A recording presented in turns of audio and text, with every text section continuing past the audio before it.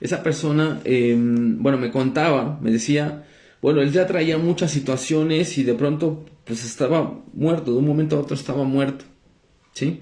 A veces las muertes son inesperadas y es cuando las muertes son demasiado impactantes.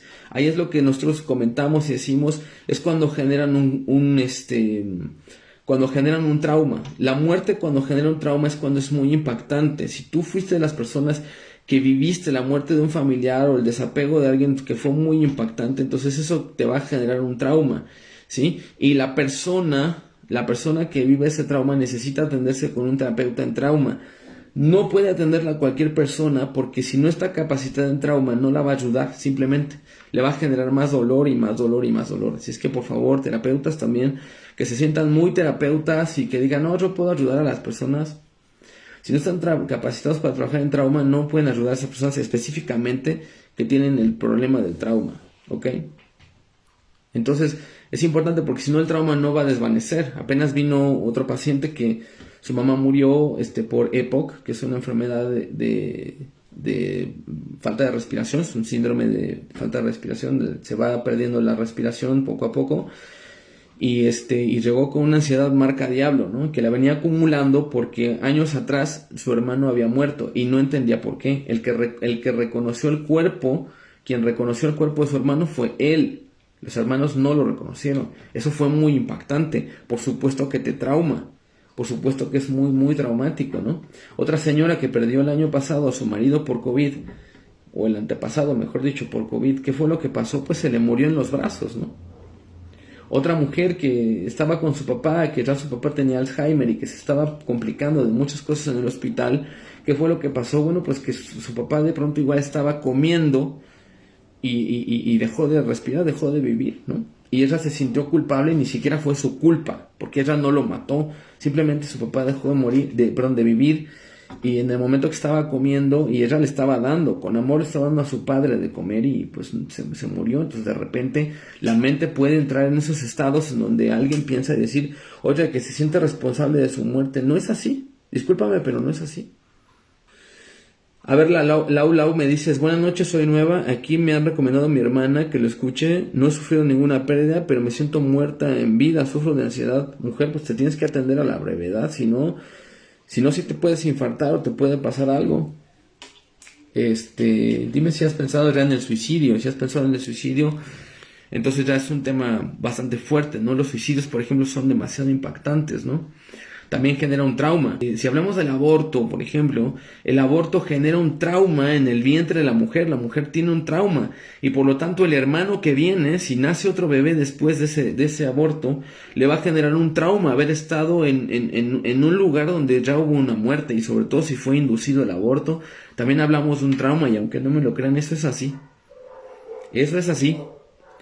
¿Vale? Otra de las cosas también que pueden generar trauma, pues es la infidelidad. Cuando la persona se separa por un tema de infidelidad, pues eso es lo que va a provocar también un trauma. Entonces la persona con trauma se vuelve celotípica, posesiva y vive ya con una ansiedad tremenda, ¿me explico? O sea, son cosas demasiado difíciles. Hugo dice, yo tengo celotipia, pues entonces quiere decir que tuviste ese problema de trauma por infidelidad, Hugo. Vale, entonces les cuento la historia de esta persona. Ahorita que vino, me dice, es que yo lo recordaba de pronto. Fíjense, conéctense con la historia. Esto es terapéutico también. Dice, me acuerdo que me decía, por favor, ven, acompáñame. Y yo no lo acompañaba. A veces me quedaba ahí, no lo acompañaba y me siento culpable.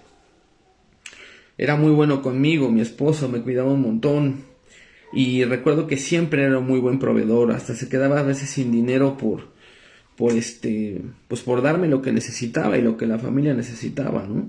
Entonces cuando una persona se porta mal dentro de esta situación del duelo, pues que claro que queda una culpa, hay una culpa muy grande y la culpa es la que pesa demasiado, mientras la persona no resuelva la culpa. Entonces eso le va a generar más estrés y más ansiedad, ¿vale? Por ejemplo, una madre, aquí me dice alguien que perdió un bebé.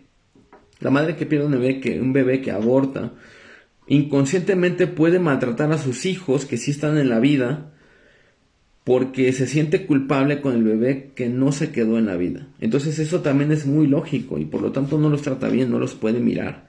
O simplemente no les dedica el tiempo. Eso también puede ser que no les dedique el tiempo porque la culpabilidad es muy grande. La mujer, aunque tenga los hijos aquí, su mirada queda perdida afuera como si tuviera 2 hijos de viaje o un hijo de viaje, depende de cuántos abortos sea. Se queda mirando hacia afuera porque extraña al que no se quedó, ¿me explico? Y hasta que no resuelva ese asunto no va a poder mirar a los hijos que tiene aquí. A veces los hijos que se quedan y que tienen hermanos que fueron abortados suben de peso para ocupar más espacio en la vida y que la madre los vea. O tienen actitudes demasiado infantiles para que hagan ver a sus hermanos de luz, ¿me explico?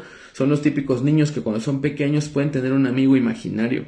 Y eso también, ese fenómeno también ocurre porque están hablando con aquel que se fue, con aquel que no se pudo quedar. Ale Hernández, sufro de ansiedad, pues vente al taller que vamos a dar el sábado porque vamos a trabajar depresión, ansiedad, estrés y duelo. Duelo por los temas que estamos viendo y la verdad es que el mundo está muy lastimado hoy por hoy. ¿Por qué? Porque hay muchas muertes, porque hay mucho miedo por la pandemia, porque hay muchas pérdidas, porque muchas parejas se están separando. ¿Qué nos está pasando? De veras es muy complicado. Es muy, muy complicado. Y lo peor de esto es que muchas veces hay personas que no saben llevar ese tema de duelo, ¿no? Dice, yo sufro de dolores de cabeza, estoy tomando medicamento antidepresivo, me cuesta mucho trabajo aceptar la muerte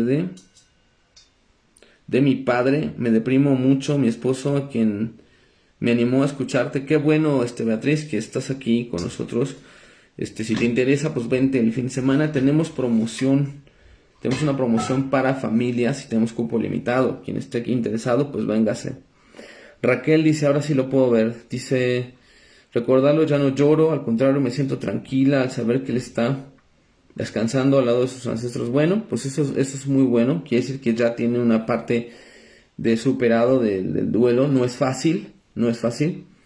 Alguien dice, yo perdí un bebé y a mi papá y a mi tío. Me duele mucho la muerte de mi papá. Tuve síntomas que hice ansiedad, llorar, depresión por él, pensando en él. Claro, es muy normal eso.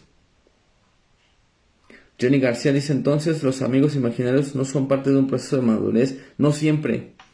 En muchos casos, los amigos imaginarios pueden ser hermanos perdidos, ¿eh? Hay que revisarlos.